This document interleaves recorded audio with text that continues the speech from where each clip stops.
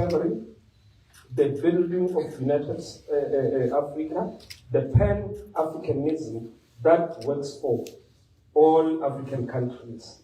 We reject any assertion that Pan-Africanism is defined by the Declaration of South Africa as a welfare state, whose responsibility is to take care of the entire citizens of the globe without play a pivotal role of making sure that the 54 countries of Africa have a viable economy and the governments work for their people.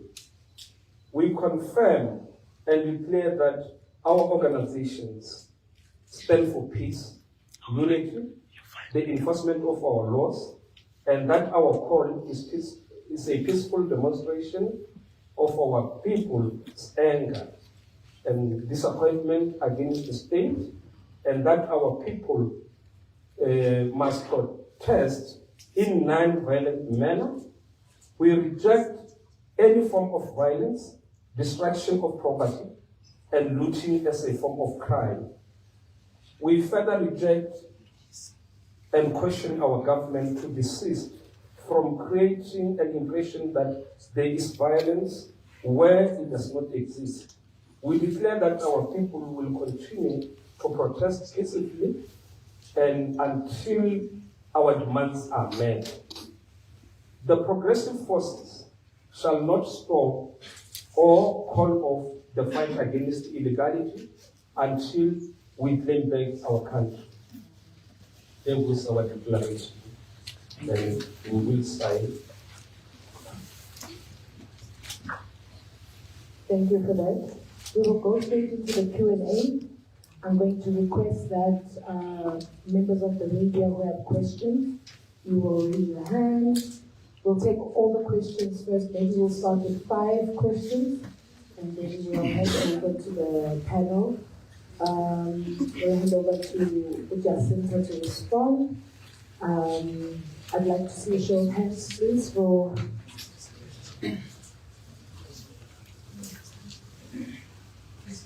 Okay. Can I start with you, sir? Please tell me your name and which media house. Can we have a demonstration mic? Okay. Can we please, okay, we're going to hand over the mic. So then what we're going to do, we'll ask you to give us your name and which media house you present, ask your question, and then we'll continue.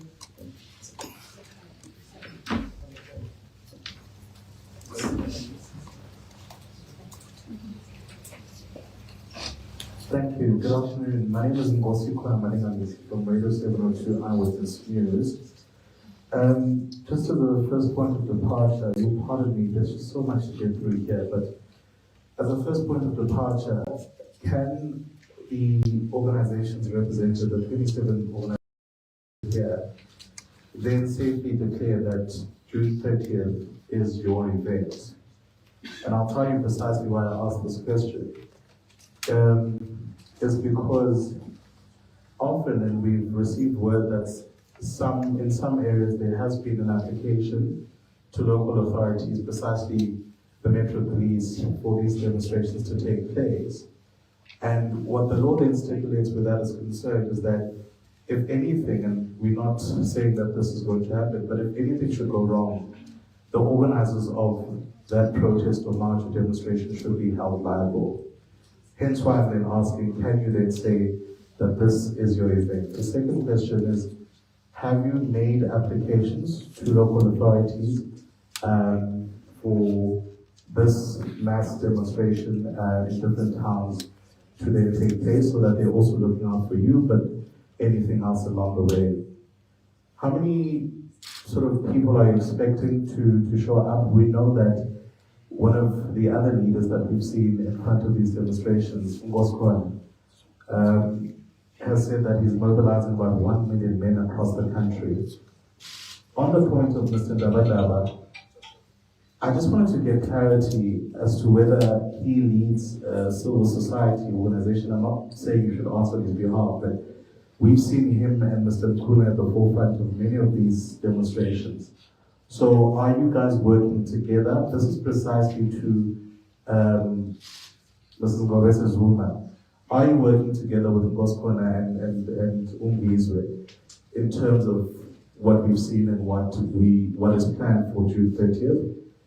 As I wrap up, I think you've stressed on the point that you are essentially assuring that there will be peace. But I want to return to the initial question to say, if anything, because what we've often seen with mass demonstrations, your motive could be pure, but there's always individuals that are willing to sabotage in terms of introducing criminal elements.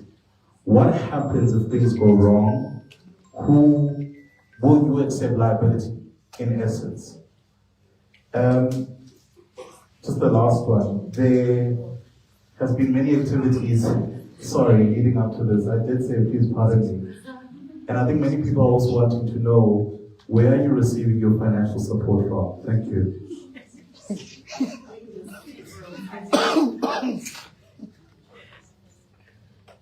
Hi everyone, Nabila Sheikh from ENCA. I've also got a few questions, but since he's asked some of them, I'll keep it shorter. So in his address on the 7th of June, President Cyril Ramaphosa said, I quote, "The responsibility for enforcing immigration laws rests with the state and the state alone." So what gives, I know, with March and March having declared this deadline initially on the 30th of June, what gives the organization the right or authority to impose this deadline? And secondly, do you agree that this unofficial deadline that has been imposed is actually illegal? I think my next question is, how do you ensure that on the 30th, right, that darker-skinned South Africans aren't targeted purely based on the tone of their skin? And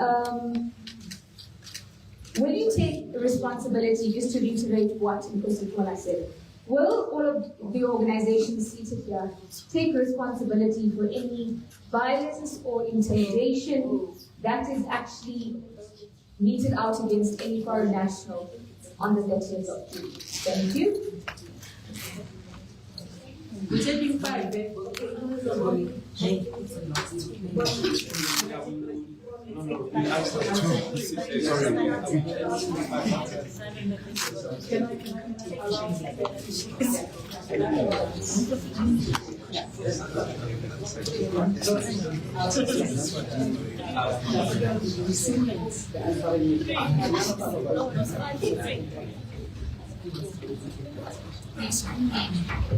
Yes, Kevin from Independent Media. I just want to know if your reflection on whether the South African government has maybe missed an opportunity to be on the right side of history in the way that they responded and treated this a matter of national importance, and also maybe directly to the AK party.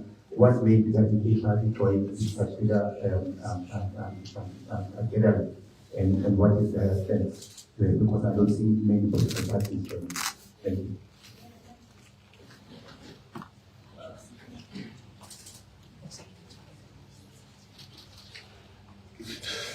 Thank you so much. I'm going to request that members of the media, when you ask a question, sure, who goes to corner just took over everything. I want to ask that we brief, short, straight to the point. But for now, can I give Justice a chance to respond to the 3 media house questions, and then I'll open up the 3 more.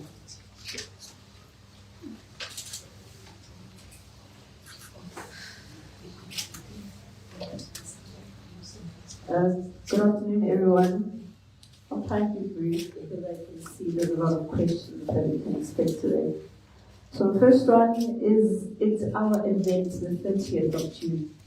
I think I mentioned this in our previous press briefing. I'm going to reiterate what I said.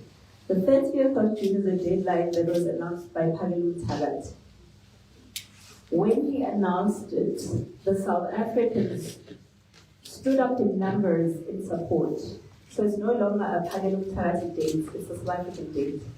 Because South Africans in numbers responded to that date by saying that they also effectively would love to see the country taking shape. And the 30th of June was a deadline given to the illegal immigrants to self-deport One of the reasons I know for that was because our government consistently complains about deporting people being very expensive. So it was meant as a way to encourage people who know they're in the country legally to self-deport. I'm going to go back to the question of whether we know that it's illegal to announce a date. I'm finding it so strange that it can be illegal to tell people who are illegally in the country to leave the country because they're in the country legally. What is illegal about that? Because it's just a date and an encouragement for them to go home. If anything, they should be taking it to heart because, I mean, it's giving you an opportunity to prepare yourself. This date wasn't announced yesterday, now that everyone is starting to panic now. I think he announced it in April, if I'm not mistaken, where he announced the date. And South Africans, like I said, are the ones that started echoing the date. Because as much, the date was not announced by us or any of these civic movements that you see here today. But if South Africans are the ones saying that on the 30th of June, we want to echo the call that illegal immigrants must have left the country, there's nothing wrong with that. And we're standing here to say exactly that the 30th of June was not announced by any of us, but because we are with the communities. We are the ones that know what the communities are saying to us. We are the ones that have seen the impact of what goes on because of illegal immigration. Therefore, if the 30th of June is putting enough pressure on governments and illegal immigrants themselves to go home, what could possibly be wrong with that? I'm sorry, I don't get the illegal part of it. Maybe we can get a further elaboration on what would be illegal about telling an illegal person to leave the country legally while they're still in the country legally. Have you made applications? There have been a number of organizations amongst us that have made applications in various areas, and those will be announced because we don't want to cause panic now where everyone is trying to do 50 things at different times. So definitely, as we always march and we always make applications, we always know our Section 4 meetings, every single one of these organizations have done that. We know what the process requires. And how many people are we expecting? We don't know. That's the honest truth. We honestly don't know. All we know is that South Africans in their majority have expressed that they are no longer comfortable living with people that they don't know, who are in the country legally, who are taking over their spaces, and even places in South Africa where we don't feel comfortable going, our Sunnyside, the Hill Roads, the Point Roads, all of these places. And this is a call to say that we want all of these things to come to an end. We miss the days where South Africa was, South Africa, where you would walk on the streets and there's not 50,000 people selling and you fall off the streets and nobody in government sees that as a problem or a reason to enforce their laws. But tell them about March and March, suddenly everyone remembers the law. And then, are we working together? Yes, I think that's why we're here today, to say that we are working together. And it's not a working together because of the 30th. I must emphasize this. These organizations, I think majority of them have been in existence even before March and March. But for some odd reason, it's like this is a March and March thing because I don't know why it's a March and March thing. I honestly don't know. But all of these organizations have been at the forefront of calling out governments for the issue of illegal immigration. And not yesterday, mind you. For years, we've been asking for the same thing from government over and over and over and over and over again. Maybe now, because there's a whole hype around March and March, now people are starting. I think maybe the difference here is that these organizations have been working behind the scenes. Maybe for the first time when March and March said, get off your phones and be seen on the streets, is the reason why people started taking this issue seriously. Because all along, we've been saying the same things and government has been ignoring us. And I think for the first time, government can actually see that there's real people behind cell phones, because we have been complaining about this for years. And you're asking, what happens if things go wrong? And I'm listening to the language all this time. Everyone, are you going to take responsibility? Are you going to take responsibility? Can I ask, whose responsibility is it to protect the country? Is it us? It's definitely not our responsibility. You can't place that on us. If the government is going to be spending 600 million, then they must work for it.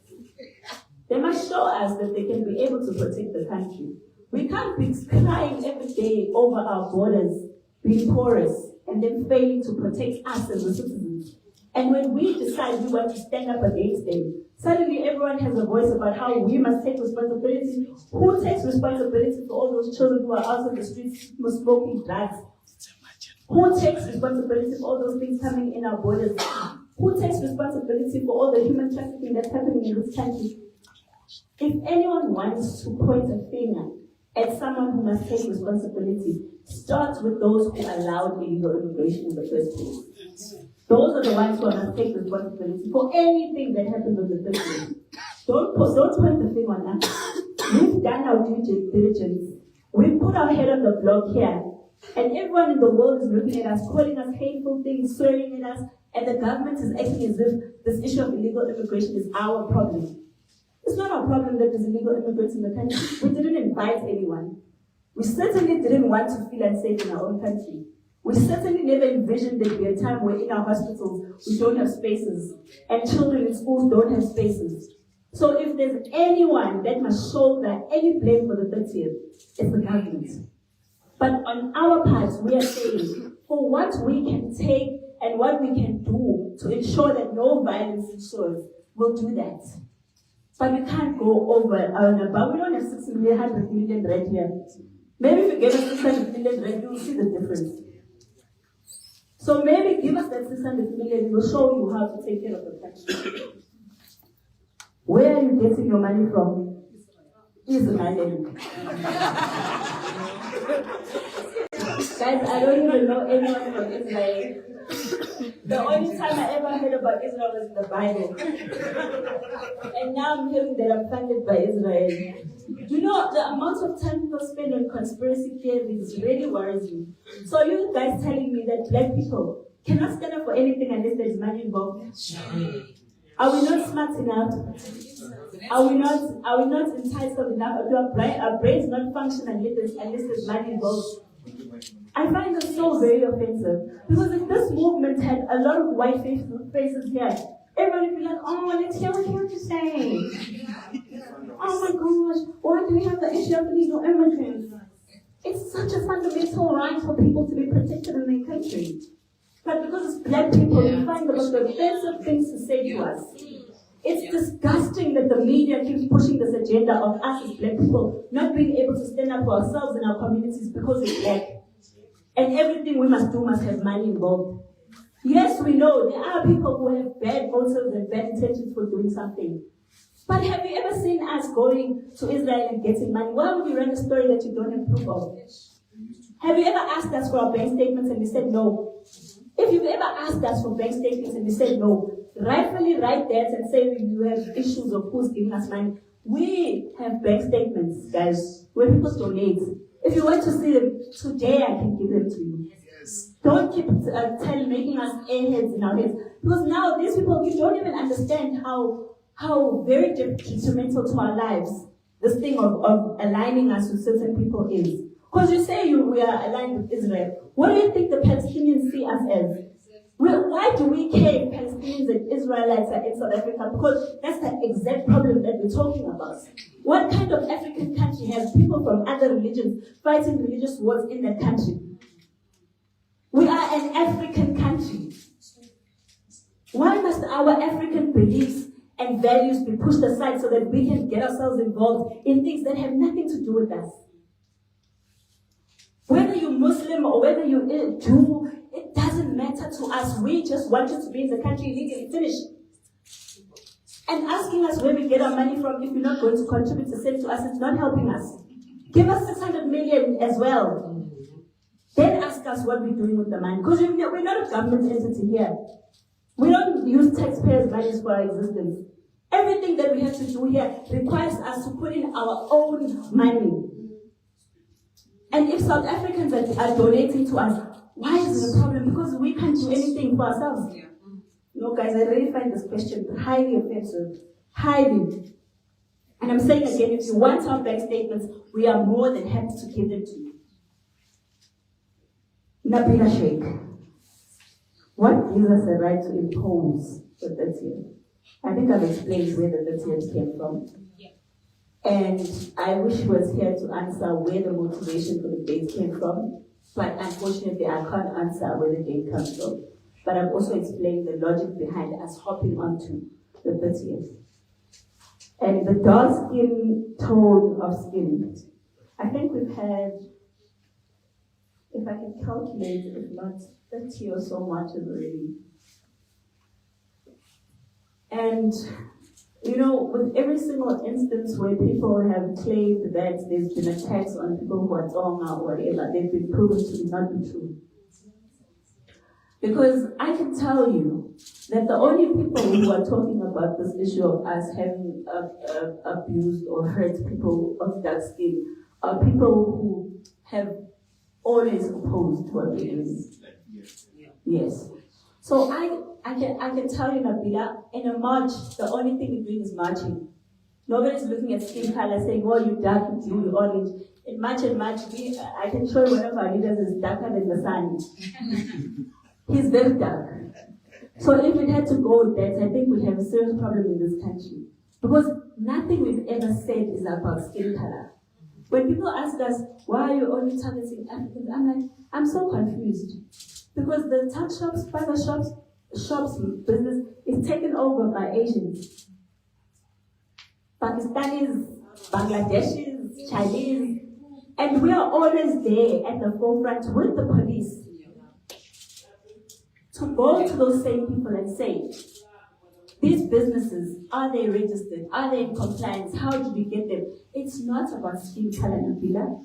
And I hope that everyone who's trying to push that agenda understands that we don't care if it's white people that are in the country legally. We don't care if it's Chinese. We don't care if it's Smurfs. We don't care if you're pink. The only thing we care about is, are you in the country legally? Because legally would mean, Nabila, that there's been a background check that's done by Home Affairs. Oh, I don't even know if that's even happening. We're hoping, if we're lucky, Home Affairs did a background check before allowing people in the country. But unfortunately, knowing Home Affairs, they don't even do that.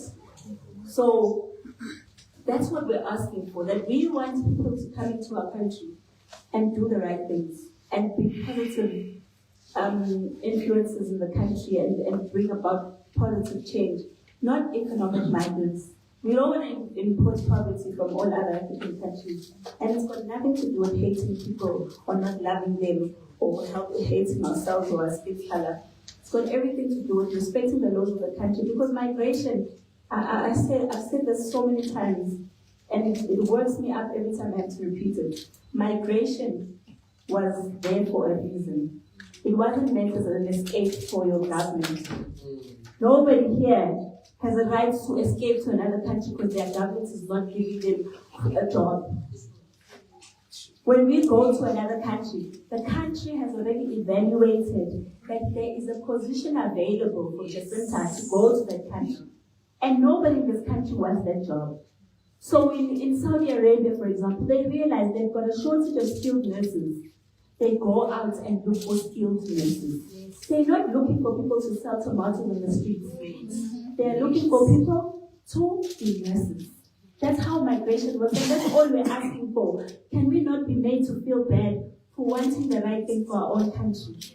Because now if you are importing 100 nurses from Nigeria, and there's already 300 South Africans who are already not working, how are you going to make migration work for South Africa? I'm sorry guys, this thing gets me emotional, but I apologize.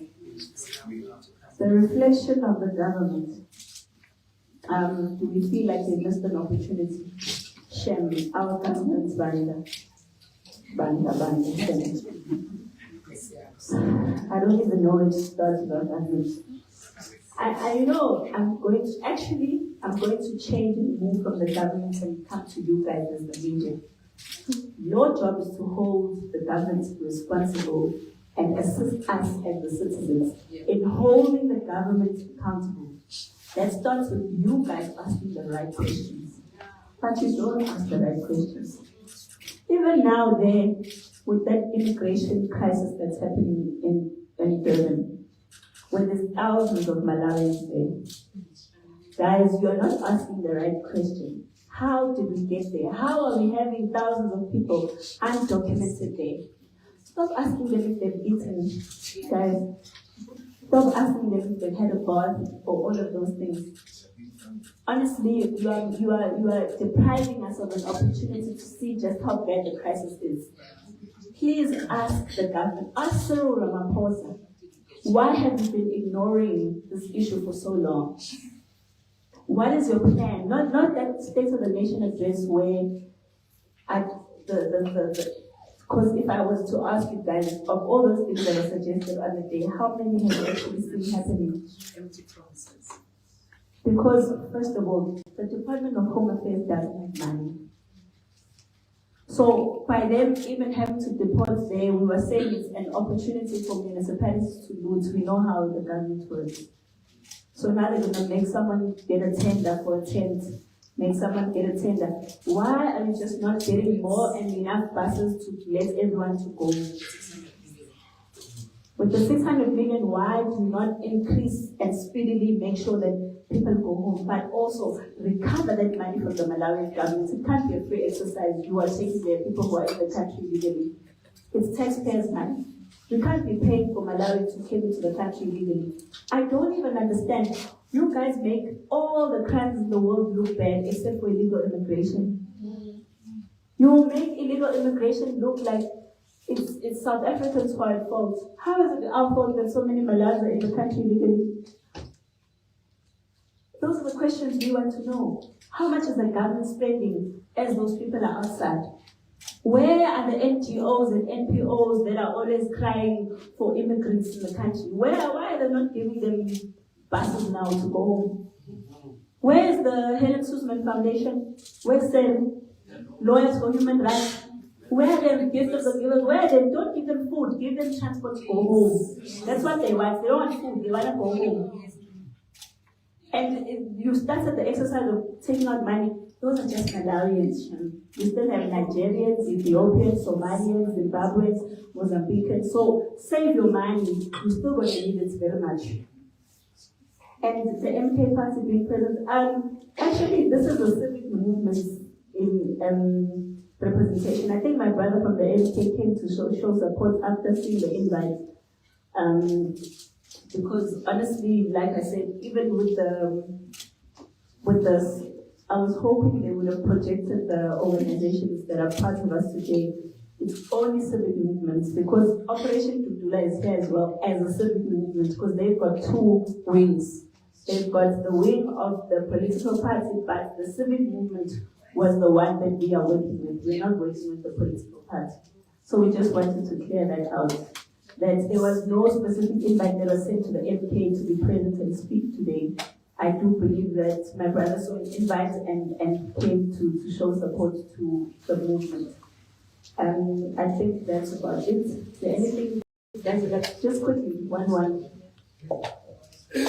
Morning, colleagues, once more. I'm prepared to answer my brother. What assurance do we give the nation that something won't go wrong? It's gone. Oh yeah, but they will tell you. Remember, we've got two operations as citizens that we can do. One is a march, which is protected under Section 4 of Public Gatherings Act 205. And then Section 4 committee will decide what time are you going to march from here to that side, and then what time are you going to finish. Then, so if something goes wrong after that, it's not our duty, like our sisters say. Then the government has got 6 million, and another thing is, yes, it's like, Sorry about that. We're going back to the Q&A. I think any other civil society organization that might have something to say, they'll give you afforded opportunity at the end. 3 people in the media will take you, sir, will take you, ma'am, and will take you, sir.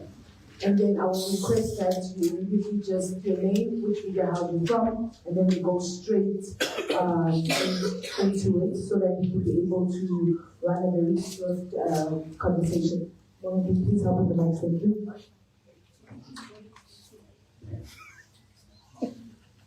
Thank you very much. My name is Howard Omabolewa from UFM. I'm going to be busing in people from KZN into other provinces. Yes, with specific ones. Yes, I'm asking this deliberately because I covered the previous march here in Victoria, and people said because of them were passed in from KZN. And secondly, do you think you have been careful enough in your rhetoric? I'm trying to that question that sometimes this seems like a tribalist kind of a movement. Do you think you've been careful enough in your speeches as leadership? Yes, we have seen your video just the other day where you were saying all foreigners must perish.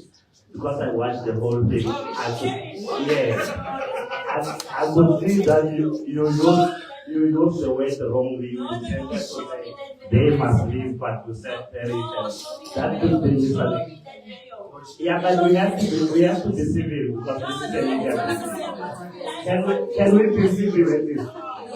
Because I'm asking a question and you need to please. Last question, just please also, because you call out political parties that don't support you. Kindly list for us political parties that you think you have been supportive of your campaign. And yes, the video does exist and the question is valid. I would like Jacinta to respond because I think we cannot have media houses here making a dangerous statement. Can you please take out the video? We urge you, sir, from UFM. Can we ask Mr. Sir, can you please show us the video? No, you must show us the video. We want to see the video where you are alleging that Jacinta said people must perish. That is a dangerous statement. Show us the video. I want the media to make record of this. This gentleman from UFM has said, and please show us the video. Show us the video. And then we will project it for everyone to see. As we continue. Yes. No, sir. You can't do that. You can't come in and make allegations that are very damning and are very cruel, and then you expect us to fight. Show us the video. Right. Can we please proceed to the second question? Can you please okay. He must not go out. He must go out. He must answer. Don't allow him to go out.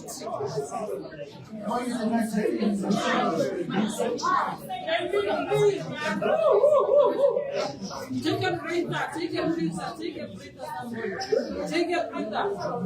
we continue to speech while we wait for the gentleman to show us the video?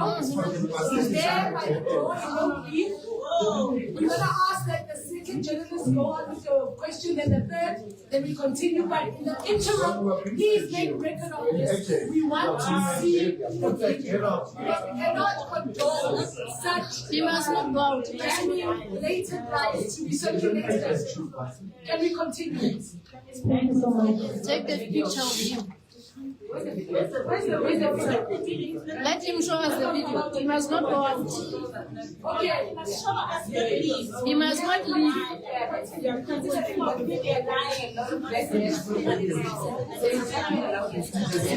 All the time we have to answer lies that are said by people on things that we do not. There's no way we should be okay with continuing with this. Because every time we are supposed to be answering. Yesterday, as it was said, it is actually been recorded that this is what we have called names, and you can't have media come here, sit with us and continue with that youth allowed. We must see this video. Because Jacinta doesn't have an English problem, then it would be with me. People must have a We want his verification. Where's his ID? Can we continue to Thank you so much. Can you please continue?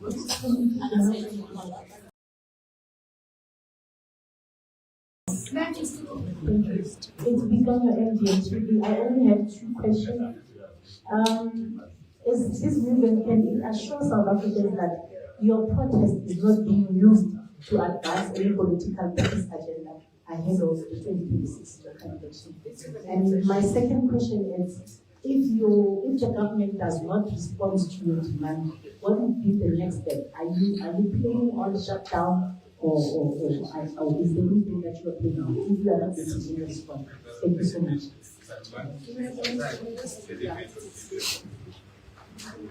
Hi, Salai here from Salawi. Yes, so I just have 2 quick questions. There's a very jittery Muslim business owners, a big community here in South Africa who are very, very unsure about what's going to be happening on the 30th. We saw, I think it was on Monday, Babu Payem Tagati engaged with South African Muslim party that represents the majority of Muslims in the country. Are you open to engage with them? Have you spoken to any of them? And do you have any message for them? And then the second one, what would you consider a success post June the 30th? Thank you.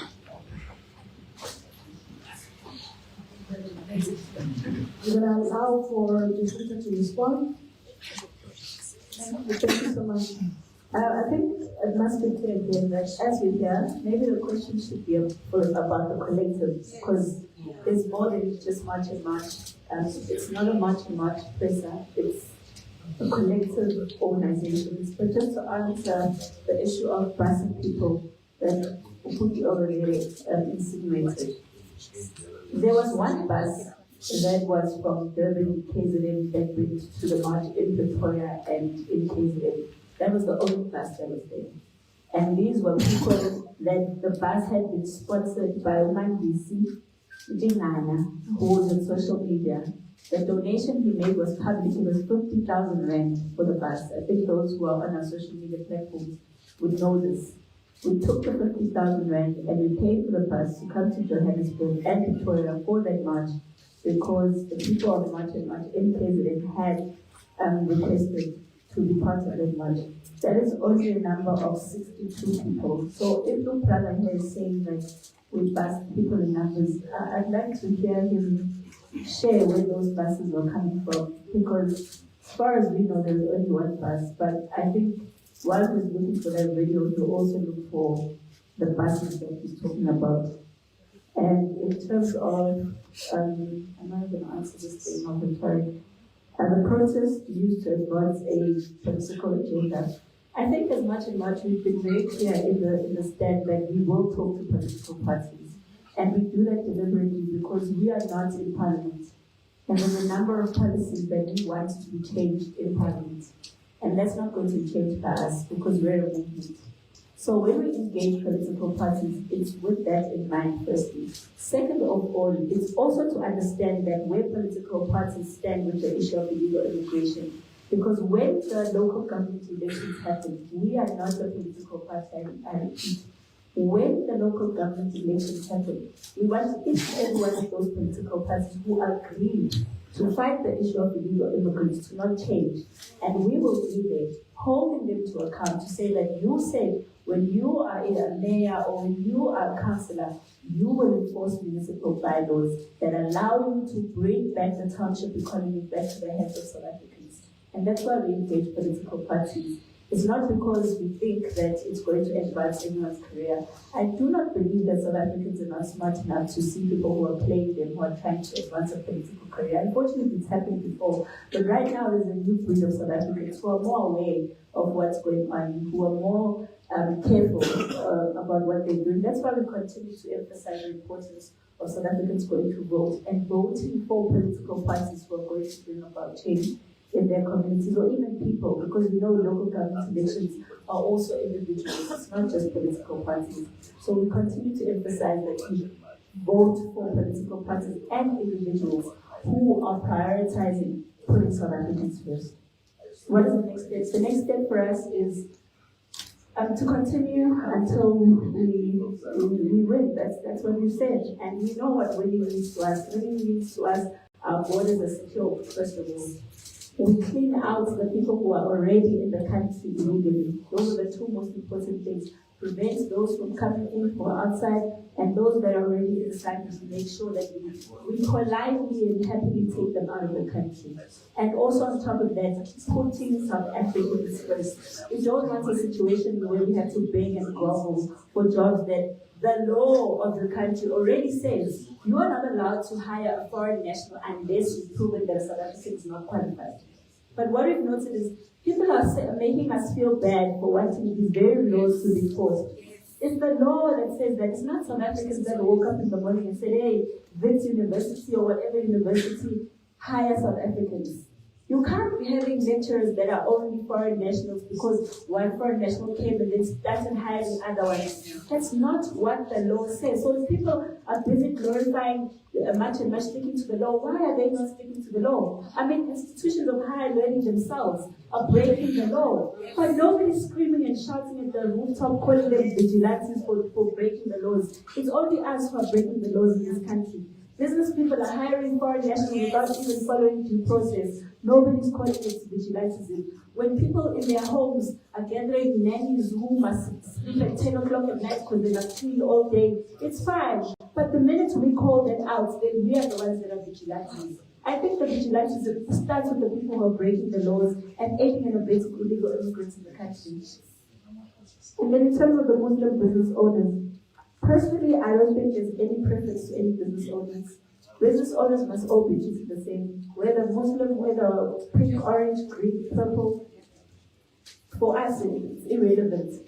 As long as a business owner is abiding by the laws of the country, they need to follow the laws thoroughly. We met with other companies like Takealot, Uber, and we reminded them of their responsibility to the country. Checker 66, we've also reminded them, even when they disrupt the meeting. But we still said to them, you can't be hiring foreign nationals. It's not us as much that are saying it. It's the book of the law. The same law you are saying that you're scared you're going to be breaking. If everyone is sitting in a press conference like this, calling all these companies that you see hiring people and not following due process, I think the country would function a lot better. Because now everyone is reacting to much and reacting to criminality that's done by people who have positioned themselves as the voice or those that are better than us just because they've got money. Just because a business person has money doesn't give them a right to break the laws of the country. All of us must abide by the laws of the country. Every single one of us. Whether you are rich, whether you are poor, whether you come from another country, whether you're South African, the laws of the country cannot keep being disrespected and disregarded just because people want to use other excuses. Oh, they are human beings. Oh, they are hungry. So I must also say the same about a criminal in Guamash. When they leave their family hungry and they go hijack someone, oh, they are doing it for their family. We can all make an excuse for crime, guys. We can all make an excuse for crime. Aiding and abetting an illegal immigrant is breaking the laws of the country. It's breaking the law. So those same people mustn't come act fresh here with us just because we're standing up against something that's wrong. What we're doing here is standing up against the breaking of the laws in this country. And I don't know why that is called vigilantism. For the life of me, I don't understand. I really don't get it. I wish maybe they could explain to us. So they are the only ones that can break the laws and life must just go on. But when we're trying to correct what they were doing, then we are vigilantes. And they're saying that we're breaking the laws for as long as I can remember. I don't know about, but I think I know about all this other. Every single one of us go to the police when we are going to do operations. We have a right to do that. And then people come and stand in front of the camera. Nobody is allowed to ask someone for their ID. I get that. I totally get that. But what I keep saying is that the government created a problem. It's overwhelming. You can't fix it. You can't just have a blanket approach and say nobody has a right to do immigration officers. We've only got 800 of them. Your police, the The police, I don't know, I'm sure all of us can share stories of how the police don't even know the immigration laws of the country. They come to a workplace, they ask someone for their documents, they produce a passport, they say, oh, it's okay. We're like, police officer, a passport is not a working document. You need a work permit in order to work in the country. We are the ones that have to teach police that. And the government needs to find a way of working with civil movements like ours and communities to make sure that they fix the problem. Stop treating us like we're mad people who are just crazy. We are the ones that know and live in these communities with this crisis. They're not in Sandton. Illegal immigrants will never be living in numbers in Sandton and all of the places where you live with your high walls and your blue lights. So it's that very gap that the government keeps creating in communities that makes the problem even bigger. And then, what else? Or what would we consider success? We would be very happy. I just saw the Libyan government. The Libyan government went and banned 4 countries from ever coming into their country. Whether it's right or wrong, I'm not entitled to say. But I'm saying, as a government, they said, this is not working for us. Therefore, we're not trying to please the rest of the world and make ourselves look good by taking in more people than we can afford. We've seen the UAE saying they're banning Nigerians. We've seen several countries actually saying they're banning the Nigerians from coming into their countries. Tina asked shame, we have to sit every Sunday and watch them on October, and they say all kinds of things, and then they come back the following week again, being arrested for the same drug possession every week, and the government has never, not once, said anything about it. All we're asking for, and what we would consider success, is if our government would grow backbones. And by growing a backbone, it would be ignore what the rest of the world is saying about you. Stand firm and speak about the crisis that is the immigration crisis in your country. And the effects of it, you can see. Schools are full, hospitals are full, buildings are being hijacked, they're dilapidated. You're finding people building buildings inside buildings. The tuck shop industry is taken over. Your entire CBD is taken over by people who are not South African. That is a crisis. And no country in the world can sit back and ignore that, especially when its own people are complaining. So we are saying for the first time in our lives, a success for us would be the government of South Africa looking at South Africans and saying, South Africans, we've heard you, we'll do what you have asked us, which is to prioritize you, which is to enforce the laws of the country, which is to change those laws that after 32 years we see have opened up gaps for more problems to come into the country. That's all we're asking for. A president who stand firm by their own people and not be mindful of businesses and how businesses or their businesses are affected. There's more to life than businesses. We have children, all of us here, that we would like to see still having a future in this country. And currently, we don't see a future in this country. At the end of the day, we are the ones that are going to end up being international orphans in other countries. I think this will be the last round of questions that we're going to accept. I'm going to ask hands, please, just 3 people, 3 media journalists. Which question was not answered? If the demand are not being met, what is the next step? Look, I think we'll move to the next step. For us as civil movements, like when I was on TV and I said we'll see, I don't know how that was interpreted as a threat by Phil and Balula, who decided that I'm threatening the government. Because saying we'll see means we're still going to sit down and discuss it. But like I said, from the 30th of June onwards is when we intensify. And we're introducing all these civil movements so that you know there's more than March and March. And you're not going to be dealing with just March and March or Pavilion Tarat or Gizo. You're dealing with all of us.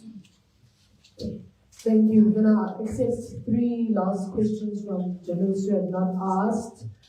Can I please see hands? I saw one that side. There's one that side. And the second one, I want to identify, there's a gentleman sitting over there. And the third hand is... It's a very important question. You asked 27 million questions already. Okay, so we've got the lady that side, the gentleman that side. and then it's fine. We'll close with you. One question. If it's more than 1 second, you take the mic. There's no time because it's taking us a bit around.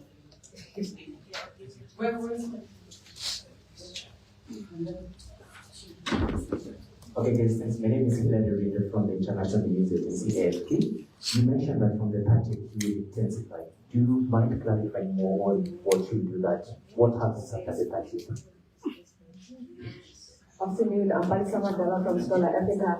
My question is what's happening on the 30th? Are shops opening? Are shops closing? Are people protesting all over the country? What are the days' events? And the last question, please. The last one is, You said 1 second. total time because Considering the last question. Timing. Thank you so much, really appreciate it. By the way, I have you there. I just wanted to get a response to actually Police Minister Firoz Cachalia's statement that in fact the top brass of the SAP is that no weapons, including personal weapons, are allowed on the day. Thank you. I think those are the last question. So,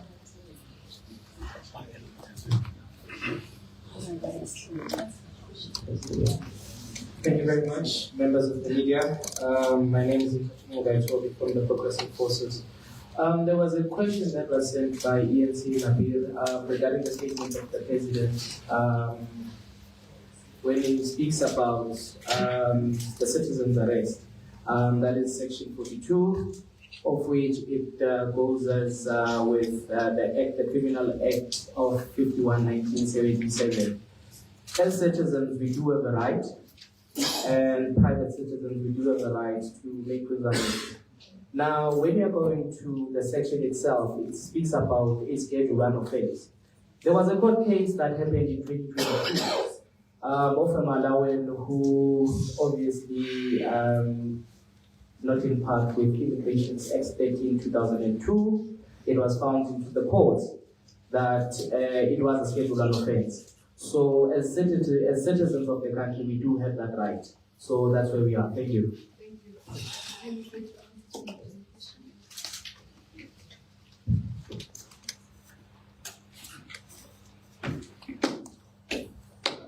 The journalist that asked over there, sir, can you please just repeat your question for us quickly? You mentioned that you, on the 30th, you will intensify. Do you mind elaborating more on They're asking if you could elaborate further as to what is meant about intensifying after the 30th should no change prevail.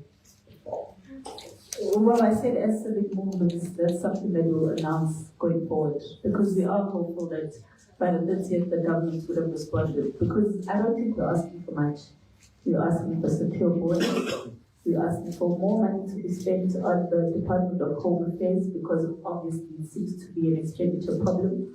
We're asking for the BMA to work inland. Let me explain to you why. So currently, the BMA operates only at the border and just a few meters outside some borders. That's as far as they can go. But they don't come inland, right? Which means if I come into South Africa and I say, I'm coming to visit my cousin, Usizwe, somewhere in KZN, and I overstay my visit. I need that's a BMA information. Home Affairs doesn't have that information. So what's the point? So I'm giving Home BMA information, but Home Affairs has the duty to deport me when I've overstayed. How does Home Affairs know I've overstayed my stay? That's exactly why we have a problem like this. On top of that, they're at the border. When you ask them, do they know currently where their refugees are? They don't know where their refugees are. They've got no idea where their refugees are. They said that they've got 167,000, I believe, around there. My figures might not be correct, but they're below 200,000 refugees that we have in the country. Which is ridiculous, by the way, because the number of them is definitely not 100 and something thousand. But when you ask how many applications they're sitting at 1.2 million applications currently. So there's about roughly 800,000 so people who are in the country unaccounted for. And if these are I'm just counting refugees, there's still asylum seekers as well, which brings their number to 200 and something thousand, right? You can't have a situation where there's so many people walking around the country, unknown, undetected. Nobody knows who they are, where they come from, what they're doing in the country, who are they staying with. This is a huge security risk for the country. And that's why we're rising as South Africans in numbers. We're saying we feel unsafe in our own country. On top of that, it's a battle for scarce resources. South Africa does not have unlimited resources. We cannot service everyone. And therefore we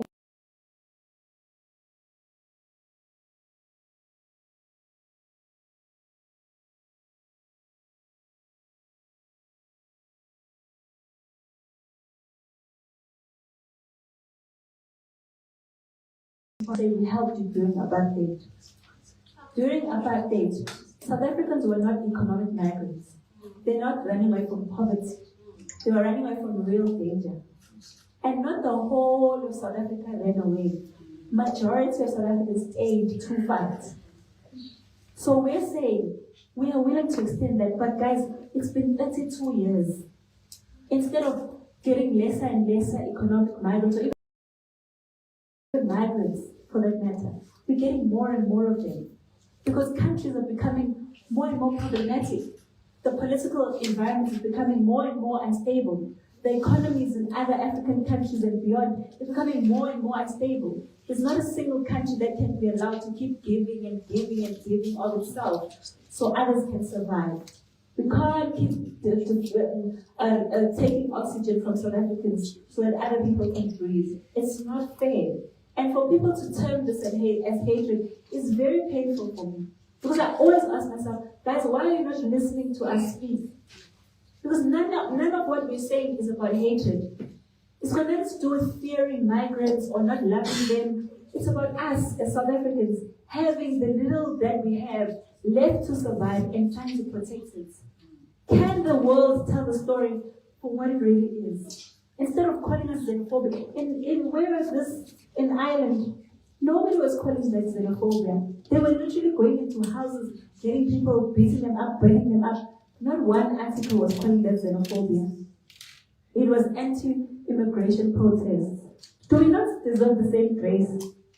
What makes it when white people are protesting that it's got a nice and fancy name? When we are protesting, it's always violence, you're always thinking of violence. All we said on the 30th was, well, I don't even know what Sangam said. But what I'm saying now is that we're saying we want to march. He didn't say anything about destroying anything. But there's one other problem that I wish everyone can note.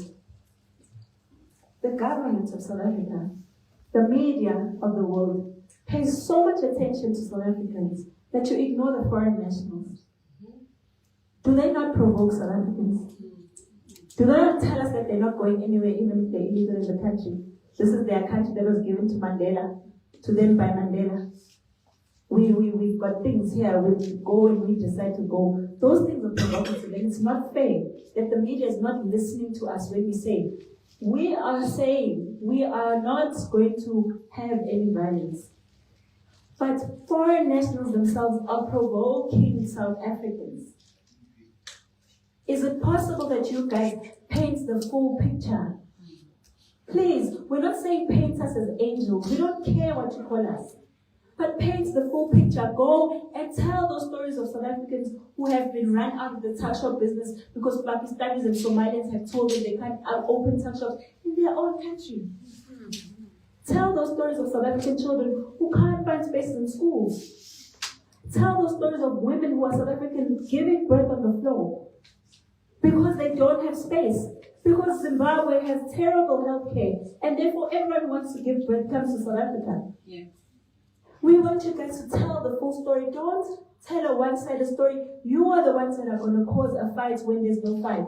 Because someone who's in the country illegally shouldn't even be protected. They must know I'm in the country illegally. therefore I must go. Why is it so painful to tell someone who's in the country illegally they must go? Why are NPOs getting worked up and NGOs getting worked up, Daily Maverick every day and ground up and articles every day about xenophobia in the country? Ask them to tell us about those children who are dying in spider shops, not a single article. So it's us who must die. It's fine when it's our children that are dying, it's okay. No media finds that problematic. You guys don't think it's a problem when we're watching Sizothola every Sunday and Nigerians are caught selling drugs every Sunday? That's not a story, it's not newsworthy. The only newsworthy thing is when a foreigner gets scratched. Oh, they scratched a foreigner.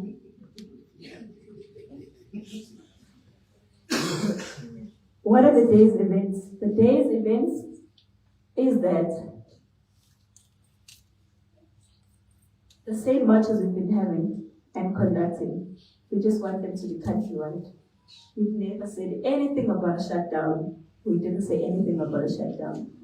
We didn't say anyone mustn't go to work. We didn't say anyone is going to be harmed. We didn't say anyone is going to be violated. All we are asking for is for illegal immigrants to leave the country, guys. Illegal immigrants. And please stop calling them undocumented migrants. Because in the law, it says they're illegal. That's what the law says. If you are telling us we must respect the law, you must respect the law too. Say what the law says. It doesn't say undocumented. Because undocumented people would be South Africans who have no documents. That's an undocumented person. Yes. A person who's in the country illegal is an illegal immigrant. And they came into the country knowing very well that they're illegal. Stop giving them fancy terms. It's really frustrating. Yo, this country is frustrating. Yo, you guys, the minute someone comes into the country illegally, they become a victim. Then you're using terms like refugees, asylum seekers, all of that. So you genuinely believe that a person who comes into a country illegally has done absolutely nothing wrong. The people who are wrong are us. You can blame the system all you want. Yes, the system allowed them. Yes, government is wrong. We are holding our government accountable. That's what we're doing here. But you can't pretend that when a person is breaking the law, they don't know they're breaking the law. And who gets to suffer? It's South Africans. Just the other day, when I was hoping someone's going to follow up on this, because if it was a migrant, it would be across the world. There was Neil Schreiber went to that place and said they found a Mozambican who raped a little girl and who was trying to go back to Mozambique. Oh shame, that didn't make news, eh? It's not newsworthy. No, that little girl is just a South African. So anything can happen to her. But if it was a migrant, shame. No, yes, there's a pedophile who was found. There's plenty of people who are found with Interpol. There's plenty of people who are found with Interpol in this country.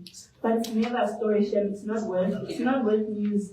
But talk about much and much. Oh, we are the vigilantes. We are the Afrophobic. We hate people. We're xenophobic. So you tell me, when someone comes into your country illegally and they start setting themselves up, living in hijacked buildings, doing all of these things, giving children, is that love? They love us. They're here because they love us. Are migrants here in South Africa because they love South Africans? Guys, please, can you stop playing around with this issue? It's very serious for South Africans. Please, can we report responsibly? Did he get the video he's talking about? No. I want to just forge ahead. I think Jacinta answered everything. The man with the video, we get to see the video. I think it's gone there and it's just propaganda that he wanted to come and speak here for in our presence, and we won't allow that. I'm just going to move forward and speak on, as Jacinta said, civil society organizations are here. We are standing in solitude. And I'll speak for myself. Kwanele Foundation, we are saying, in fact, we applaud our SIU for the investigations that they've started. And it has come to book. Just last week, we discovered that a Mozambican or a Zimbabwean pastor witnessed Mazanga, has 3 different IDs. He got a tender from City Power for 500 million. He's in South Africa, he's living La Vida Loca. And when CBC, one of the foundation says, all non-South African pastors who are owning or have churches in South Africa must subject themselves to investigations. I'm not xenophobic. Because if you come into South Africa and all of a sudden you have an NPO, how did you get it? Explain to us. How did you get it? Because it means you are not taxed. So there's no non-South African pastor who can say, I pay my taxes. No, an NPO and civil society organization is not taxed. How did you get your documentation? Number two, are you saying to me, you left Nigeria, you left Ghana, you left wherever, you are in South Africa. You are failing to give accurate prophecies for your countries to your presidents to say, President, Boko Haram is coming. President, they are going to do cannibalism here. President, they're going to steal women and children. But all these non-South African pastors are so fixated on prophecies for South Africa. That doesn't make us xenophobic. We are just saying, if indeed really God called you, I don't believe God is a cruel God, that He will make you leave your country, come to South Africa, you use church as a front, you are peddling drugs, human trafficking, money laundering, you are coming here with your wives, then you are divorcing each other and pretending to be brother and sister, you marry our sisters just for paper, few years later you divorce the sister, you go back and marry the one that you said is your brother or your sister, just to reignite your marriage from wherever you come from, and then our children are subjected to abuse, human trafficking that's happening, and you are using the title of pastor as a front. We have South African pastors. We have men and women of God in South Africa who can preach, teach, prophesy, and do everything. We have the fivefold ministry. Why are they quiet? Why are they silent? We are not xenophobic, but the abuse that happens behind the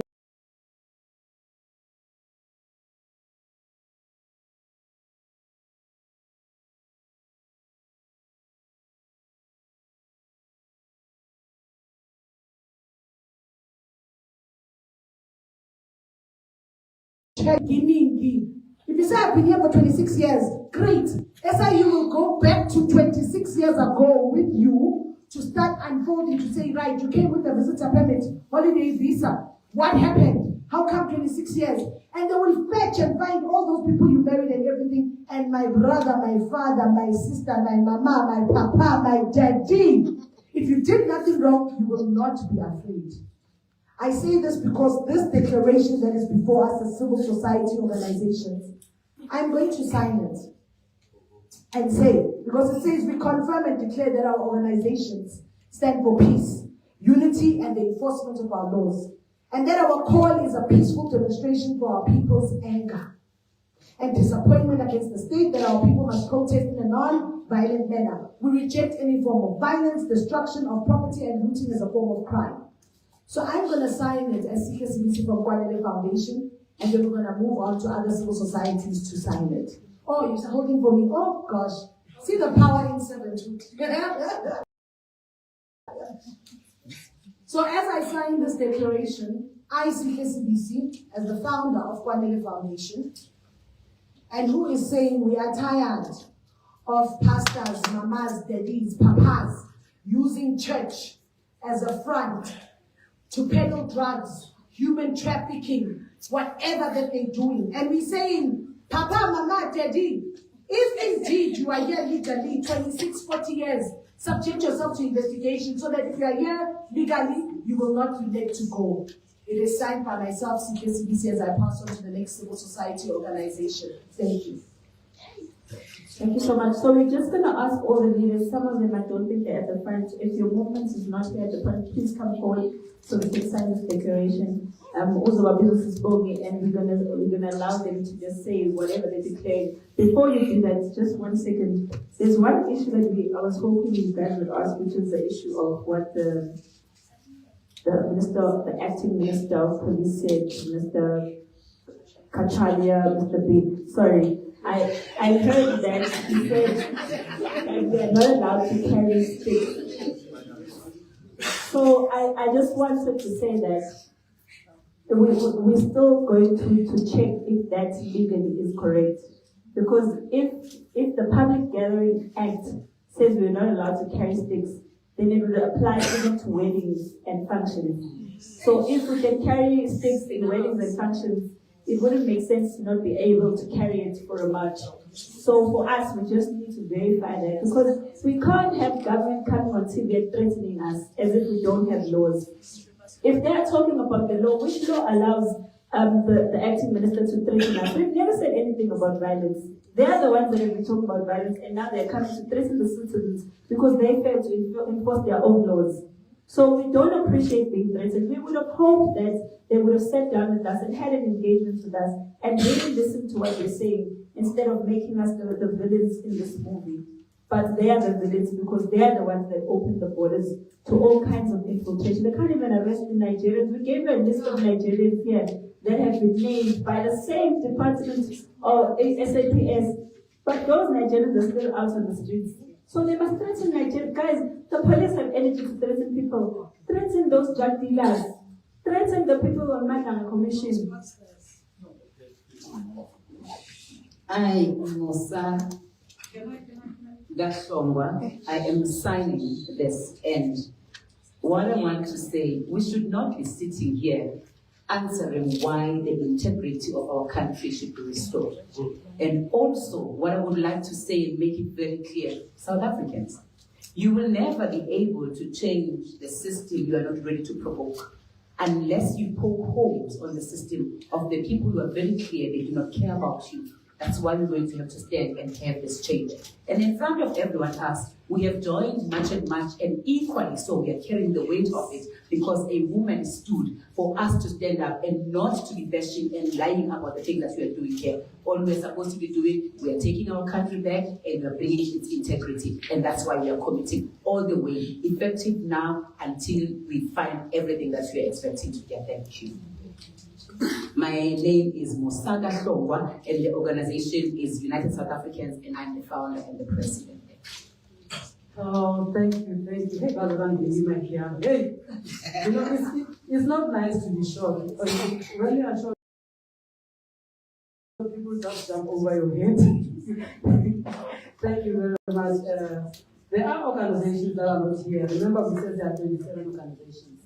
So, but they are with us. Those that are physically here, they are here. But I'm going to call on all the names of the organizations here, and those that are here physically, and those that have sent their reps, they will also, I'll give the mic over to them so that they can also make a declaration. So every member that is here of the civil organizations, they are going to. There's a very beautiful video that was supposed to be shown from the, but I don't know what happened. It's a very beautiful video.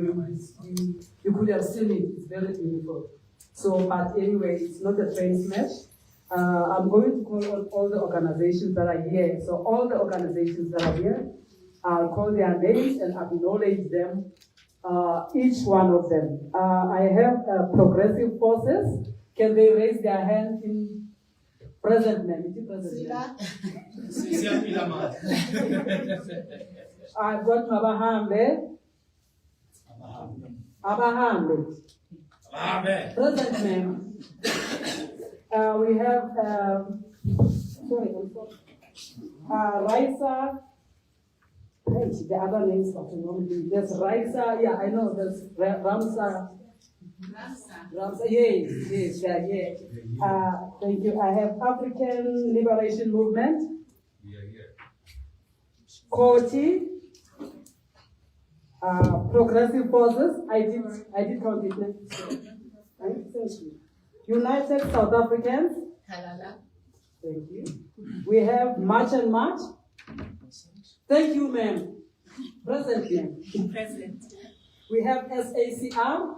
SACR, the leader, which is Principal, is in Moscow. So she did send that she's also with us. Thank you. We have Umpagatuaruna, they also reported, but they are part of us. We have UTBSA. They are also, that's why I said if you could see the logos of all those organizations here. They consented, as proposed, they are all in, and they gave us their consent that we are together. Thank you. So we have Black Business Unity. they are represented, but I'm representing both. I'm Count Me In and Black Business Unity, so I'm representing. But I will sign after everybody has done their part. We have SAUCC, SACY. Which one is SACY? Okay, we have Inkabayam.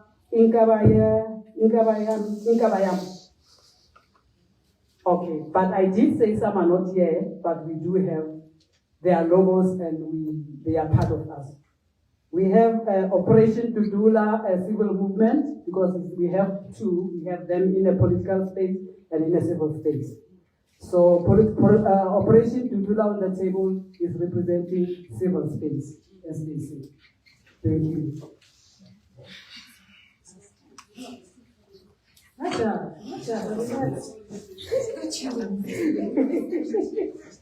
So I have Khatalin Na. Do we have anyone from Khatalin Na in the? No, they are not here, but we do have their consent. We have Progressive Civic Congress. Progressive Civic Congress. Okay, thank you. We have Lefasi Laruna. Anyone? Okay, we don't have. We have Bathaku Bathaping. They are not here. We have Umang. I know they are not here. I have I'm a Patriot. We have Ubukanya Welanga. We have Bambu.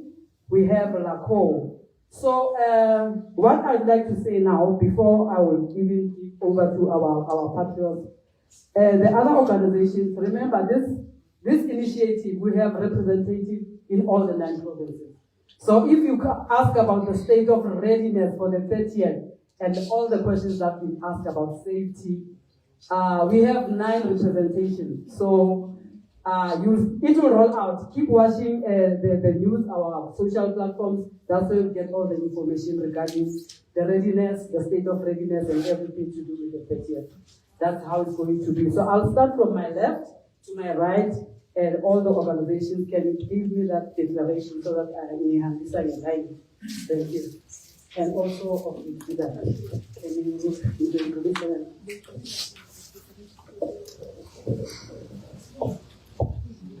Leaders.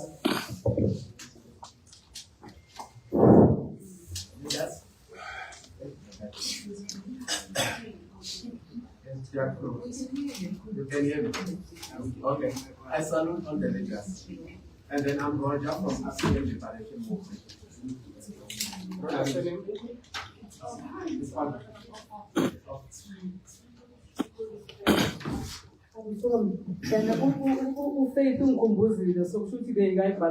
Put South African first, present name. Thank you.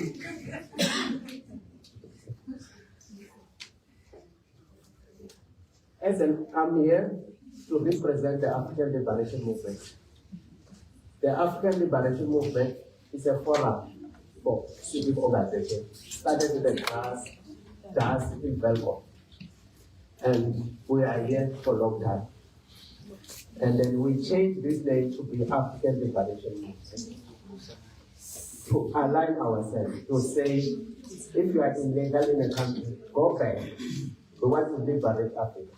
We want to help them, and then we work together.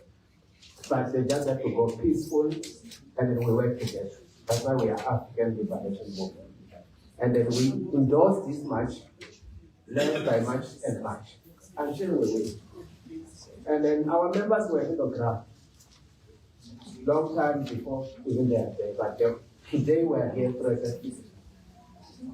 And there's a lot of things we can say. As we say, we are in the ground. And I heard one of the journalists saying something which is totally wrong, tribalist. I think media houses, I think they must stop to call us or other people by name. Before 1990, the same government, they used to call them terrorists. And then you go to Iran, they are fighting. They are being called by names.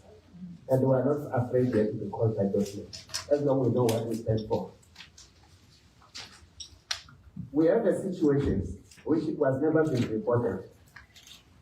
We have a situation, we use all the system of the government to place our issue on the ground. There's a church, I heard about this issue of a church. There's a church in Capital Park. The church was sold by Transvara Kerk. The African was staying there. And then the church was bought by ZCC Zimbabwe. And then we asked ourselves, if you call yourself ZCC Zimbabwe is African, whereas you know that the ZCC, there's something fishy. They are run by NPO. We involve the owner, the director, who is run by the one. And now I'm saying, we endorse whatever was made. The people who are going there was going to court every day to look for just a protection order. It took from last year, they only get the protection order last year after we interfered. And I'm here to sign this endorsement. We have a lot we can say, but as the African Liberation Movement will support, and then we are part of this until. I'm going to be very strict. I used to be Mamfundis, so I'm going to make sure I stand before you and keep the time, and you do what you're supposed to be doing very quickly. Thank you. Good afternoon, everyone. My name is Tante Muzimo. I am from the Labor and Civic Organization. I'm given the responsibility of being the Secretary General. Today, I am going to attach my signature on the raised declaration in support of all these organizations that we share the same aspirations with. We have a concern of foreign nationals being employed in their numbers in our companies. And as a result, South Africans are marginalized and they cannot be employed. We wear it behind every organization that speaks and stands up for South Africans. And we want to ensure that we will be with you, all our brothers and sisters here until the day ends. Thank you. Good afternoon. I am Mandisa Kudu. I'm representing COTI. It stands for Community Organization for Transformation and Implementation. Our pledge or covenant is a civil union for sovereign accountability and the rule of law. So we pledge that we will not be threatened or bullied, especially by our government. That 600 million must come and serve us South Africans. It must collaborate and take our Home Affairs people to come and march with us on the 30th. The police officers who are busy opening cases for illegal immigrants must come with the attire to unite and march with us on the 30th of March, so that they are able to identify documents which are fraudulent and they are able to deport those that are illegally here. We are not the criminals, and we are making it clear that we want the criminals and the perpetrators out. Thank you.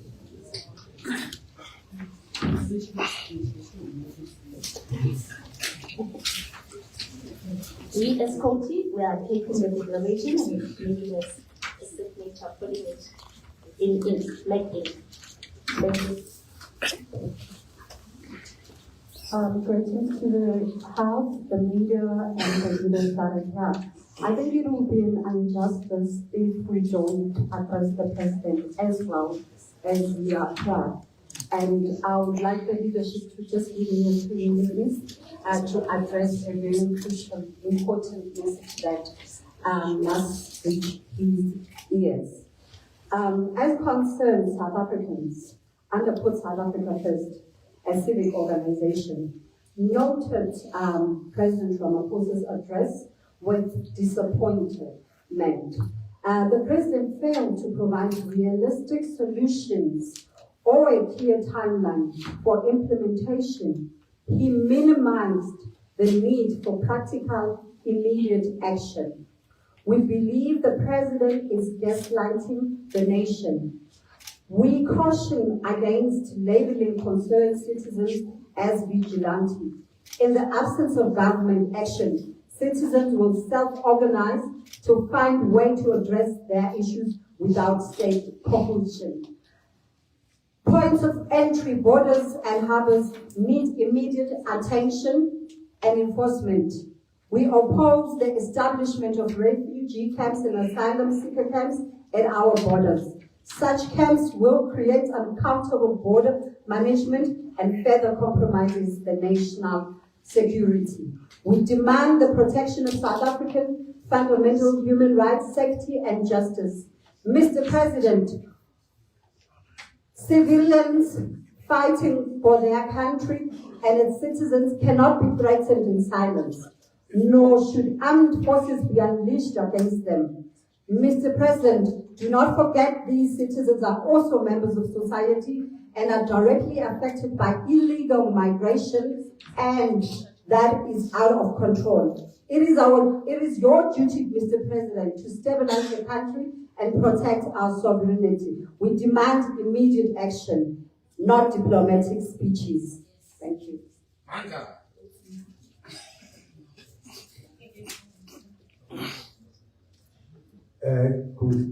Good day, the media houses and all the compatriots who are here. And thank you very much for this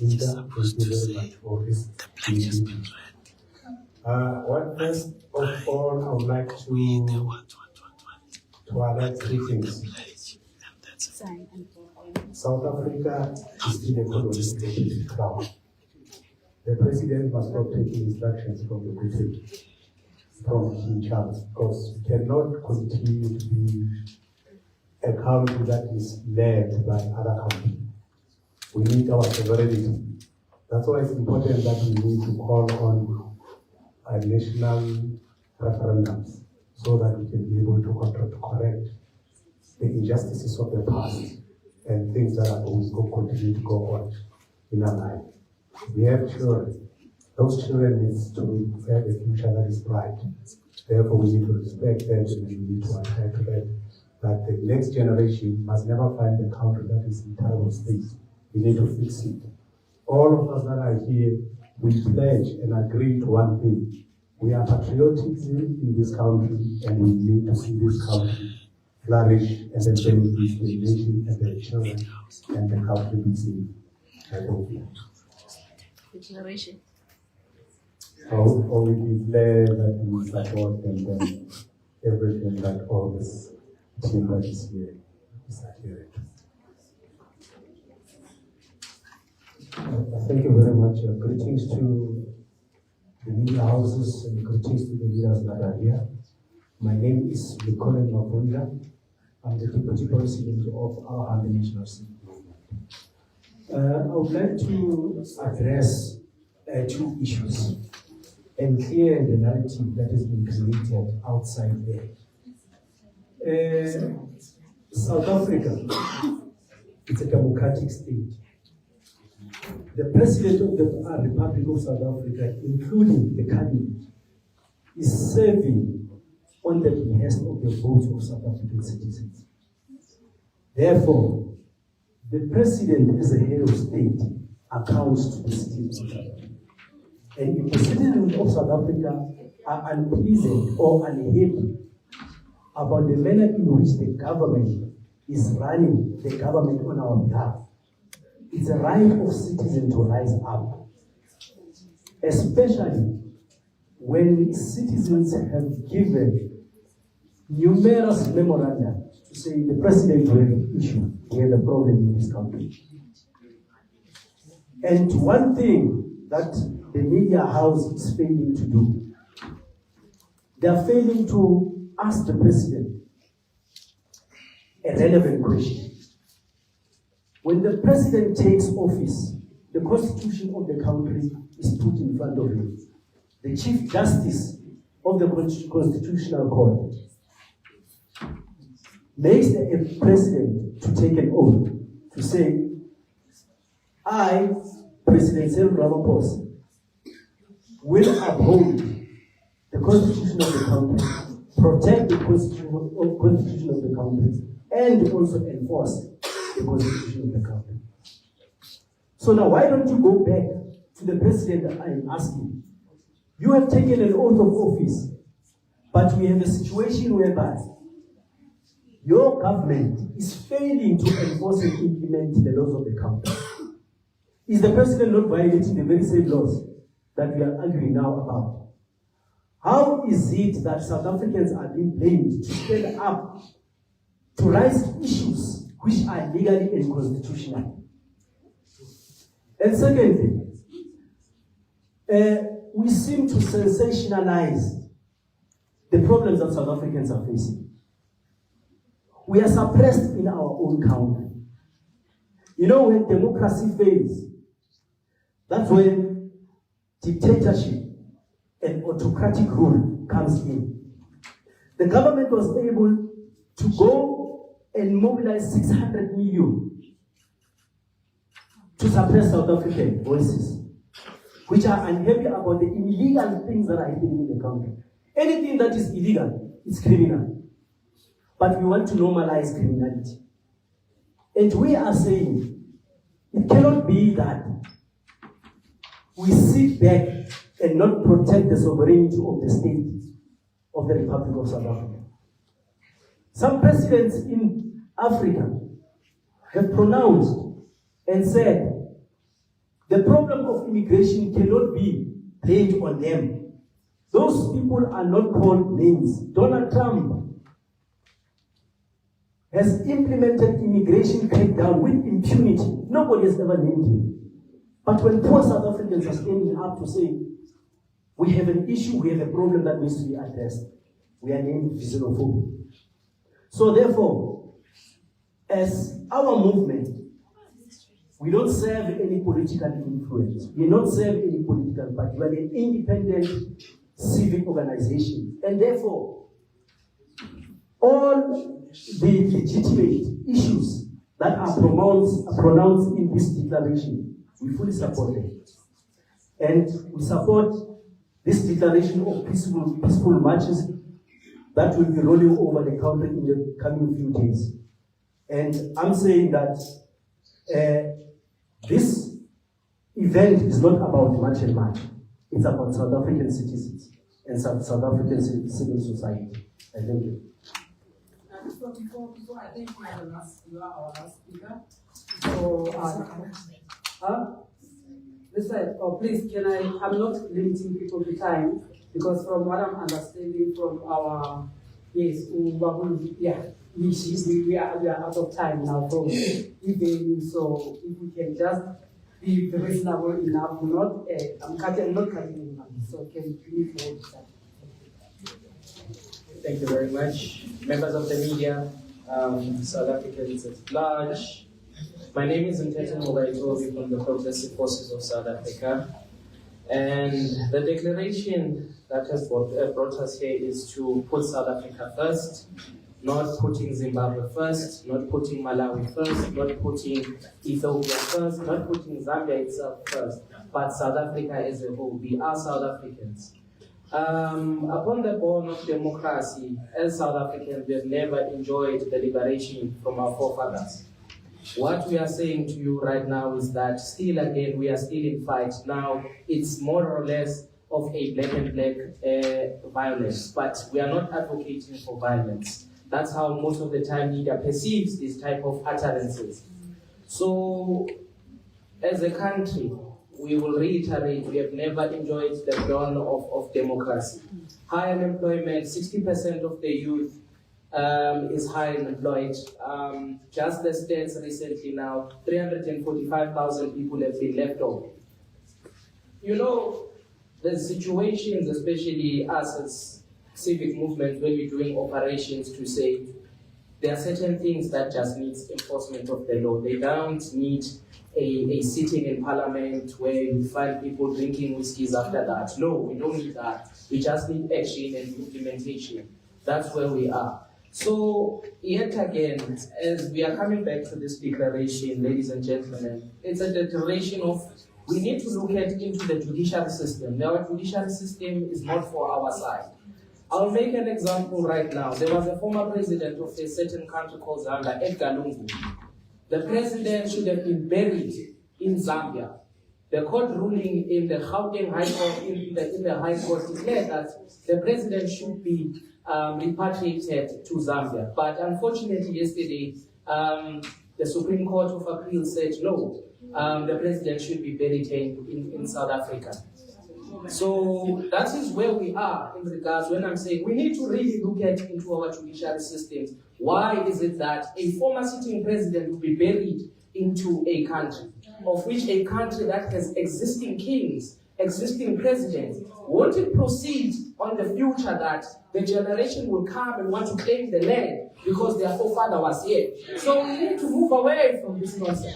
We need to move away from these emotions that we have been given by our own government. We are tired of this government. This declaration today, we as the progressive forces of South Africa are in support. We are championing this movement. It is not a much and much movement. It's a South African movement. We thank you for that.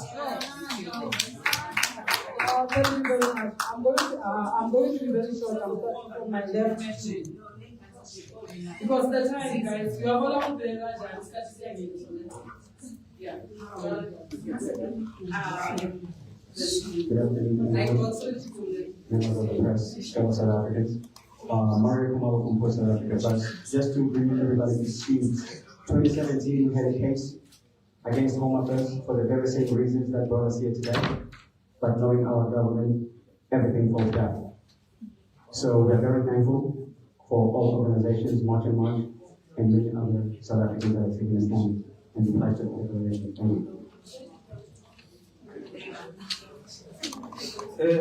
Colleagues, once more, my name is Patrick Mukhalusi from Operation Budula. We signed this declaration with solutions because it seems the government doesn't have any solution, any plan whatsoever.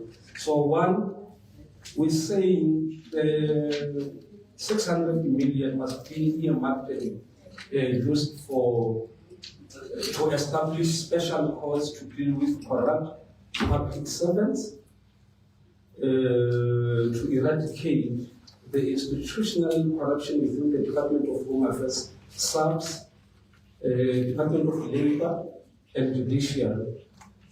And secondly, we're saying the 600 million must be used for compliance to deal with the employers who are not complying with South African laws and any landlord who's contravened the Section 42 of Immigration Act. Three, we're saying communities and citizens are allowed to work with South African police to enforce the laws of this country. They can jointly identify a problem and jointly come up with a solution together with the cities, which is South African Police Service. I'm now talking section 18.1 E and F of South African Police Act. Lastly, we say if police fail to work with the package, the citizens have got the right to enforce section 42 of Criminal Procedure Act. No organization or NGO or Pan Africa, Calbrini, Helen Susman can prevent people from committing crime in South Africa. So otherwise, all these private security companies must close the shop because they're operating under this section 42 of a Criminal Procedure Act. Commander Sibonzi. Morning. Yes, I said I'm signing with solutions. Okay.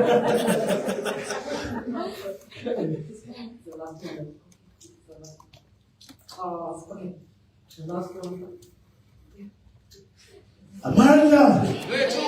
Amanda! My name is Mtunzi Lutuli from an organization called the PCC, the Progressive Civics and Congress. We fully identify with what is happening here today, and we will sign the declaration. We just want to make one statement, and that is the crisis that we see today is a symptom of a bigger problem. A government that has collapsed, a government that is dysfunctional. And the long-term solution for South Africans, and particularly Black South Africans, I want to address Black South Africans, it is to kick this government out. Ramaphosa and his administration must go. The government does not care about us black people. This ANC government doesn't. And I think over the 32 years that they've been in power, we need to realize that. Ramaphosa doesn't care two foot about us. We need to realize that. And in any case, this criminality is going on because he himself is a criminal.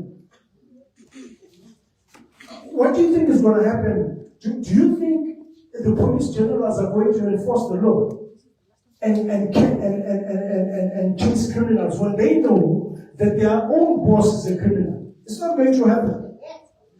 And so we say to black South Africans, it's about time that we keep this government out, and 2029 is too far. We need to do it sooner. Thank you.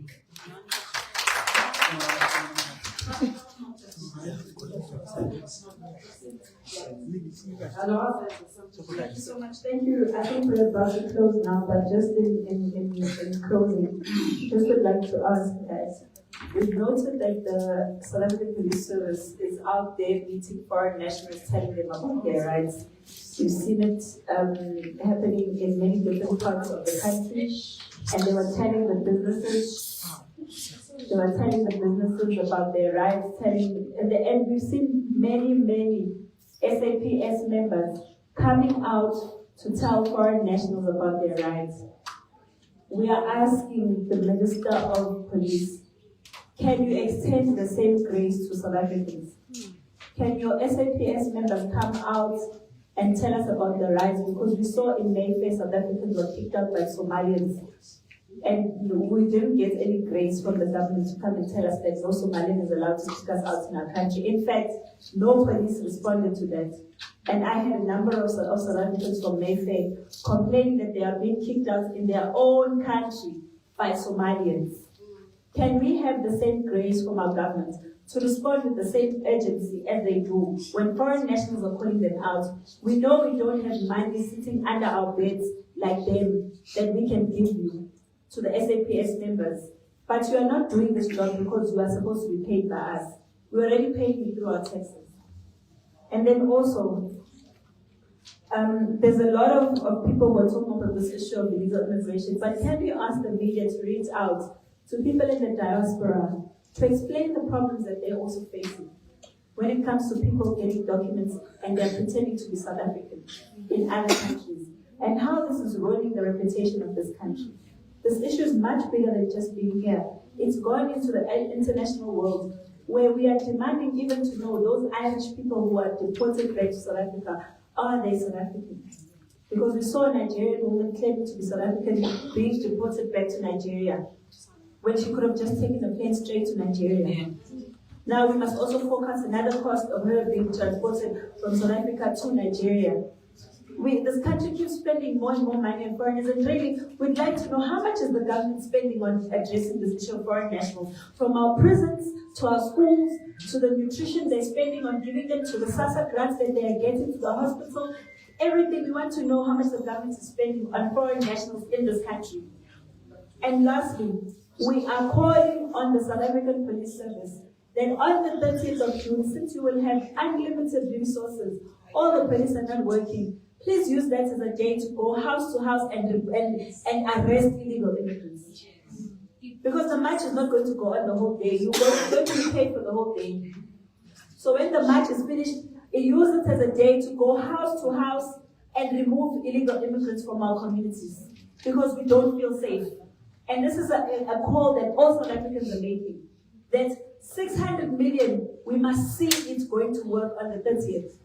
Go and remove illegal immigrants from their homes. Go and verify the documents from them. Don't meet them and tell them what their rights are. Go and tell them what laws they've broken and arrest them. That's the job of SAPS. If they wanted to know their rights, they were not going to visit Abu Dhabi because they know their rights. They've got lawyers for human rights and what's that? I don't know, you just said, Kopanang, whatever.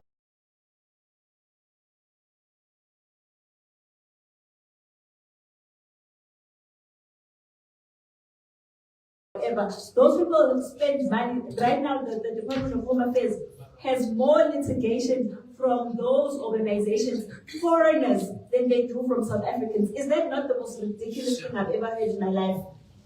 Foreigners are the ones taking the Department of Home Affairs more than South Africans. And this thing of blaming the system of Home Affairs for all the problems, the system of Home Affairs should not be overcrowded with foreigners anyways. The system should be for servicing South Africans. All those applications for foreigners, put them aside. Focus on the South Africans who don't have IDs, whose identities are stolen like Chidima. That's what you must focus on. Don't tell us that refugees and asylum seekers are waiting for their documents to be processed. South Africans are waiting for their IDs. They don't have jobs. They need passports. Some of them want to travel for jobs overseas. That's what we want to hear. We don't want to hear our Home Affairs telling us they're busy processing refugee documents. That's secondary to what we want as South Africans. We can't have 4 million South Africans undocumented. Then you want to tell us we're processing refugees.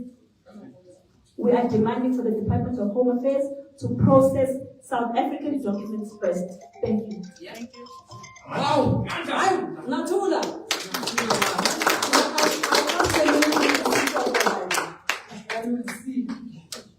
So thank you, guys. We have gone. We have done everything. Yeah.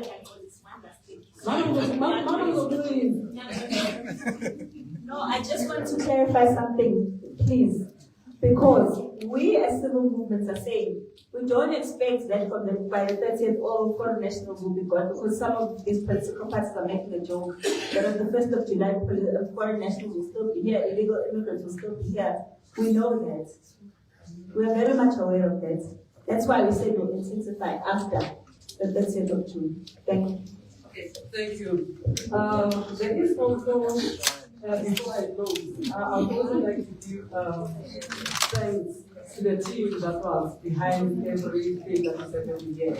There is a team that is listening for us to be able to come here. So I would like to thank that team. Bayazazi, one of them, who media team, he's been quite there. But now my part, I just want to say, if the SIU report and the Lubisi report have come out this way with such a bad reflection of our documents, our votes, how are we going to vote? Who is voting? That is where I would like to put my question. Are we going to vote right with everyone who's supposed to be voting? That is where I would like to come in. But anyway, maybe we'll go about finishing that. Because you have been the team.